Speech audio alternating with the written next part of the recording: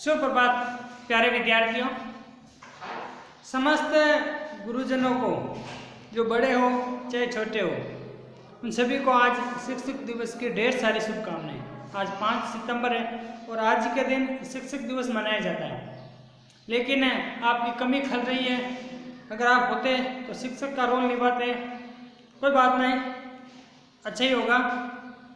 तो देखिए, आज हम पढ़ने जा रहे हैं कक्षा 10th जो हिंदी सिटीज पुस्तक है, पाठ नंबर 12 गद्य भाग का ईदगाह। एक अच्छी कहानी है, बाल मनोविज्ञान को चरितार्थ करने वाली कहानी है।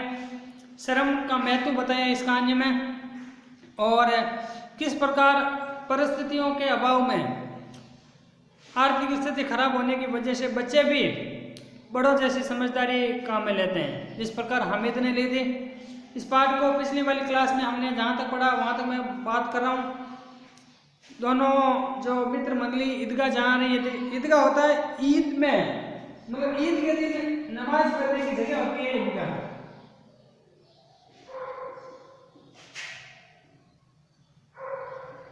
ईद के नमाज पढ़ने की समझ में आ गया ना? हाँ, इसमें हमने बाद में पढ़ा जिनात की बात हुई। किसकी बात हुई?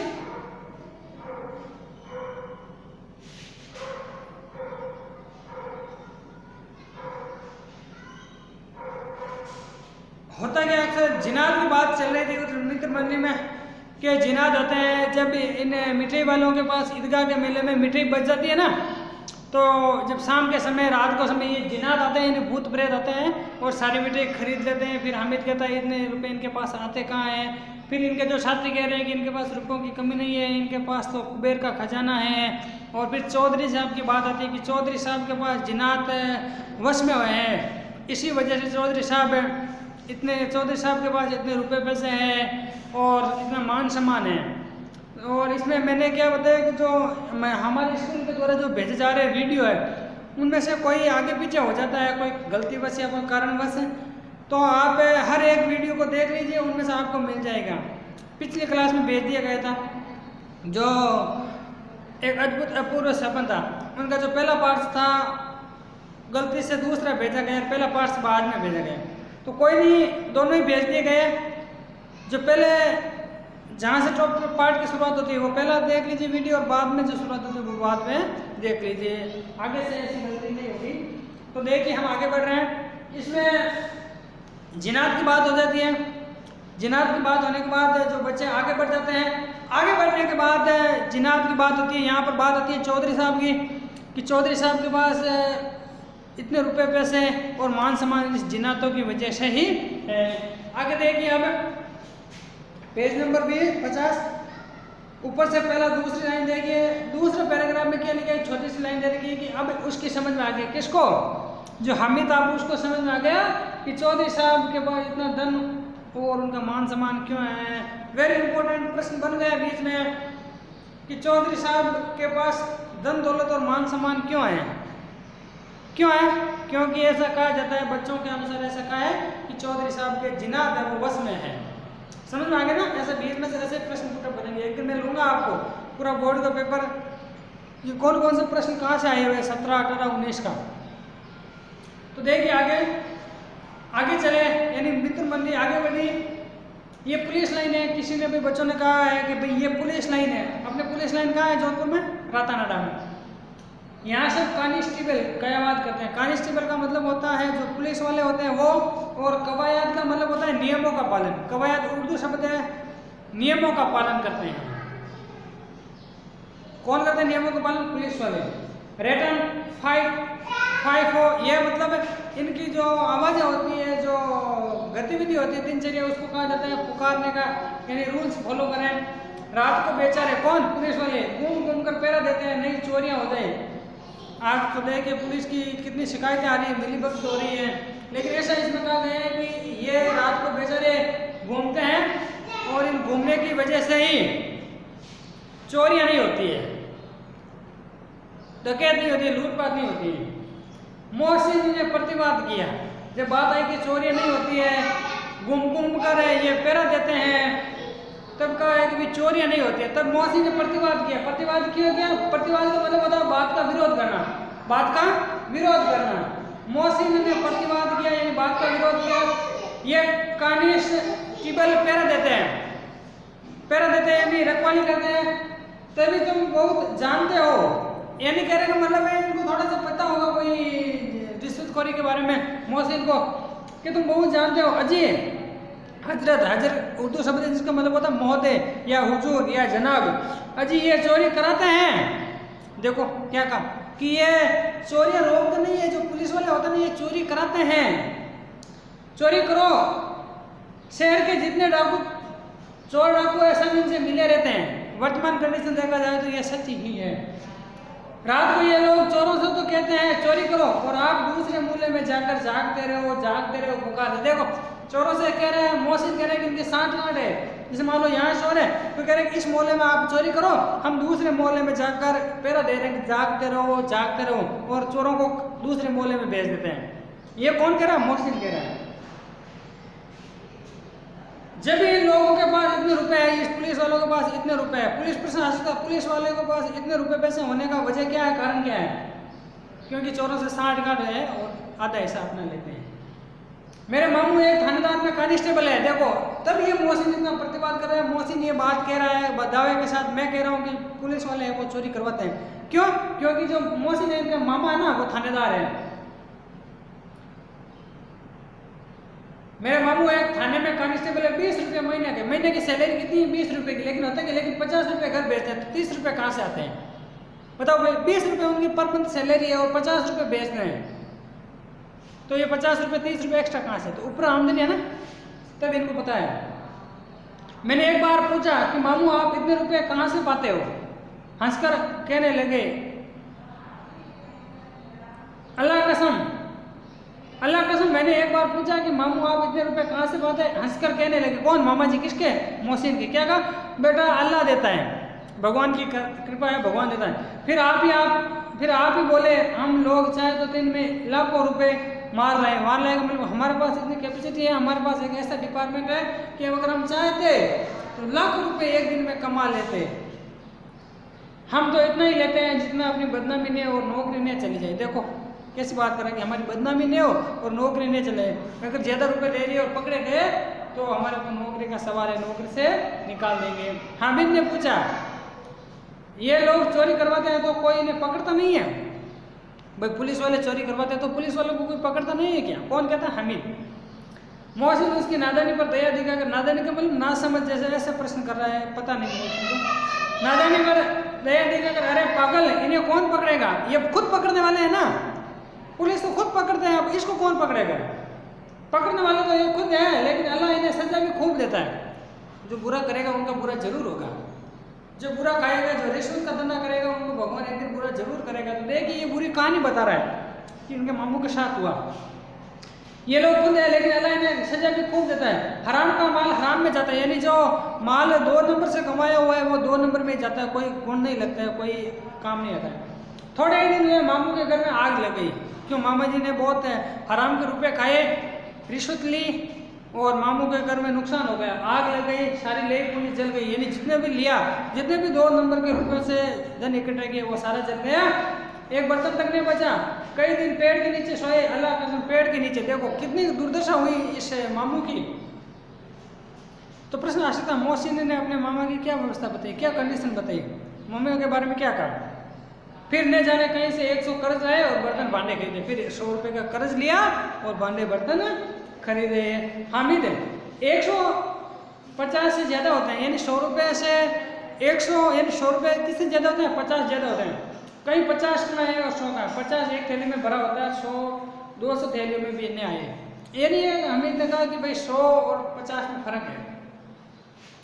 अब गन्नी बस्ती होने लगी, अब धीरे धीरे गन्नी बस्ती, क्योंकि लोगों का जमावड़ा ज़्यादा होने लगे। गन्नी का मतलब होता है गहरा बस्ती, यानी लोगों का जुन ईदगाह जाने की टोपियाँ नजर आने लगी, यानी हर बच्चे के सिर पर एक सांप्रदायिकता का प्रतीक होता है, समानता का प्रतीक होता है जो टोपी मुस्लिम समाज में, वो नजर आने लगी। एक से एक भड़कीले वस्त्र पहने हुए थे, भड़कीले यानी अजीब वेशभूषा, हर अलग प्रकार के रंग, क्योंकि न जाने कौन कौन सी खुशी में कौन कौन से कपड़े पहने हुए हैं। कई के तांगे पर सवार थे, कोई मोटर पर, सभी इत्र में बसे, यानी कोई मोटर पे जा रहा था, कोई तांगे पे जा रहा, कोई मोटरसाइकिल पे जा रहा था, कोई फोर व्हीलर लेके जा रहा था, कोई बैलगाड़ी पे जा रहा था, हैं, हर एक से वतन से जा रहे। और इत्र में बसे, इत्र का मतलब उनके शरीर पे इतना परफ्यूम लगा रखा था, इतना सेंट छिड़क रखा था कि सुगंध ही सुगंध आ रही थी। इत्र का मतलब आप कहते हो ना अंतर या सेंट। सभी के दिलों में उमंग, बहुत ही ज्यादा खुशी का माहौल। ग्रामीणों का यह छोटा सा दल, कौन सा ग्रामीण, जो हमीद का दल था, दल अपनी विपन्नता से बेखबर, विपन्नता यानी अपनी गरीबी से बेखबर, गरीब विपन्नता का मतलब होता है कुछ चीज का अभाव, कमी, गरीबी से बेखबर, संतोष और धैर्य में मगन चला जा रहा था, एकदम शांत स्वभाव से चला जा रहा था। बच्चों के लिए नगर की सभी चीजें अनोखी थी, क्योंकि शहर में कभी गए नहीं थे, छोटे थे, और नगर की जो सभी चीजें, जैसे मान लो पुलिस लाइन है, पेड़ पौधे हैं, राजाओं के बंगले हैं, स्कूल घर है, क्लब है, सिनेमा घर है, और भी बड़े बड़े कॉलेज है, चिकित्सा मतलब ये हॉस्पिटल है, ये सब अनजान थे, अनोखे थे, नई चीजें थी। जिस चीज को देख के ताकते ही रह जाता है, और पीछे से बराबर हॉर्न की आवाज होने पर भी नहीं चेतते, हमें तो मोटर के नीचे नीचे आ जाते हैं। होता क्या है कि जब भी जाते तो कोई एक बड़ा सामान हो, जैसे कोई हॉल दिखाई दे दिया, कोई मॉल दिखाई दे दिया, तो उस मॉल की तरफ आके एक टकी रह जाती है, यानी दृष्टि उस पर रह जाती है कि कितना बड़ा मॉल है, कितने लोग काम करते होंगे, क्या मिलता होगा, ये सारा उसमें मगन होता। तो पीछे से कोई गाड़ी आती ना, हॉर्न देने के बाद भी नहीं बच सोचते, क्योंकि उनका मगन तो उस जो नई नई चीजें देखी उस सिटी में उनकी तरफ था। हमें तो कैसे कहें, मोटर के नीचे आते आते दबा सहसा ईदगाह नजर आए। ईदगाह यानी वह स्थान जहाँ पर नमाज पढ़ने की जगह होती है। ऊपर इमली के घने वृक्षों की छाया है, इमली का पेड़ है, और ऊपर घने वृक्षों की छाया है, नीचे पक्का फर्श है, यानी जैसे आप कहते हो आंगन, जिस पर जाजिम बिछा हुआ था। जाजिम यानी एक अच्छे बेड बिछे हुए थे, गद्दे, और रोजेदार की पंक्तियों में एक के पीछे एक ने जाने कहाँ तक चले गए, यानी जैसे मान लो ऐसा होगा ना,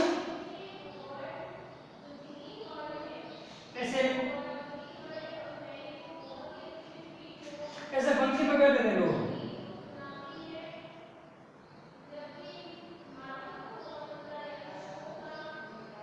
मतलब ऐसे पंक्ति में एक के बाद एक पंक्ति में बैठे बैठे रोजेदार यानी जिन्होंने रोजा रखा। रोजा का मतलब क्या होता है मैं नहीं बताऊंगा, क्योंकि मैंने बता दिया क्या मतलब होता है, बाद में बताऊंगा तुमको। पक्की जगत के नीचे तक जाजिम भी नहीं है, यानी जहाँ पक्का फर्श था ना वहां तक ही जाजिम में फिर जाजिम नहीं बिछी हुई थी। नए आने वाले आकर पीछे की कतार में खड़े हो जाते, क्योंकि जाजिम नहीं बिछी हुई तो जो जितनी जगह थी वहां तो कवर हो गई, और पीछे जो आने वाले वो कतार में खड़े हो जाते। आगे जगह नहीं है, कोई धन और पद नहीं देख रहे, यहाँ कोई धन नहीं है। ऐसा नहीं कि जो गरीब है वो पीछे, अमीर है जो आगे, जो मध्यम वर्ग का परिवार है वो पीछे, यहाँ कोई नहीं देखता है, नहीं तो पद देखता है, नहीं रुपया देखता है, नहीं धन देखता है, नहीं कोई प्रॉपर्टी वगैरह कुछ नहीं देखता। ऐसा नहीं कि धन वाले आगे खड़े हो जाओ और पीछे धन वाले बाहर खड़े हो जाओ, ऐसा नहीं है। इस्लाम की निगाह में सब बराबर है, क्योंकि अल्लाह सभी को समान दृष्टि से देखता है, ऐसा कहा जाता है। भगवान की नज़रों में सभी समान है। इन ग्रामीणों ने वजू किया। वजू का क्या मतलब होता है? वजू का मतलब होता है नमाज पढ़ने से पहले हाथ धोना। वजू का क्या मतलब होता है?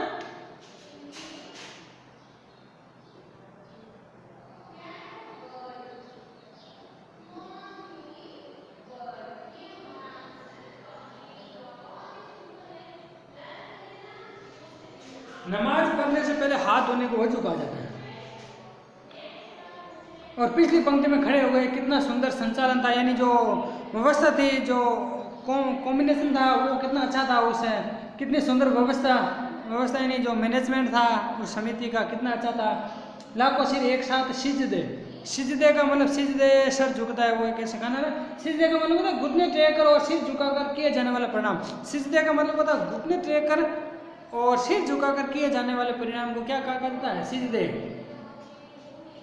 सिजदे में झुक जाते, फिर सब के सब एक साथ खड़े हो जाते, एक साथ झुकते और एक साथ घुटनों के बल बैठ जाते। कई बार यही क्रिया होती है, जैसे बिजली की लाखों बत्तियां एक साथ प्रदीप्त का मतलब होता है जलना, और एक साथ बुझ जाए, और यही क्रम चलता रहा। मतलब एक से कहा जाता है जब उनका ऐसे सिर झुकता ना तो सभी का एक साथ झुकता था और एक साथ सिर उठते थे। ऐसा लग रहा है कि बत्तियां, जो रोशनी की बत्तियां होती है ना, जैसे झमाझम कर रही है, वैसे लग रहा था। कितना अपूर्व दृश्य था, कितना अपूर्व यानी अनोखा था, जो कभी देखा पहले नहीं। जिसकी सामूहिक क्रियाएं विस्तार और अनंतता हृदय को श्रद्धा, गर्व और आनंद से भर देती है। यानी ऐसा हमारे लिए गर्व का महसूस होता था, गर्व महसूस होता था। मानव भ्रातृत्व का मतलब होता है भाईचारे की भावना का एक सूत्र इन समस्त आत्माओं में एक लड़ी में पिरो दिया। ऐसा लग रहा है कि यहाँ सब भाई भाई है। ये एकता का परिचय है, समानता का सद्भाव से रहने की सीख दे रहा है हमें कि सभी मिलजुल के रहो, भाईचारे की भावना रखो। ईदगाह आज के लिए बस इतना ही। इस पाठ को हम कल सुचारू रूप से वापस फिर से शुरू करेंगे। इस पाठ को आप पढ़ते रहिए। प्रश्न अच्छे प्रश्न है। मामा की बात आई, मोहसिन के थानेदारों की बात आई, मोहसिन के मामा की बात आई, फिर आगे चले, फिर सभी जो वस्तुएं थी, जो चीज़ें थी, वो इन लड़कों के लिए अनोखी थी।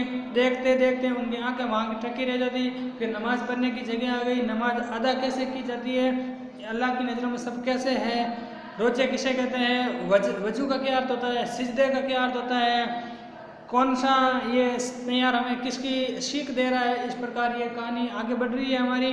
आज के लिए बस इतना ही। ये वीडियो आप ज़रूर देखें। 2-3 बार देखने के बाद आपको आसानी से याद हो जाएंगे। बाकी जो प्रॉब्लम है हम रेगुलर क्लास में इनकी समस्या का समाधान करेंगे। जल्दी आपसे मुलाकात होगी। धन्यवाद।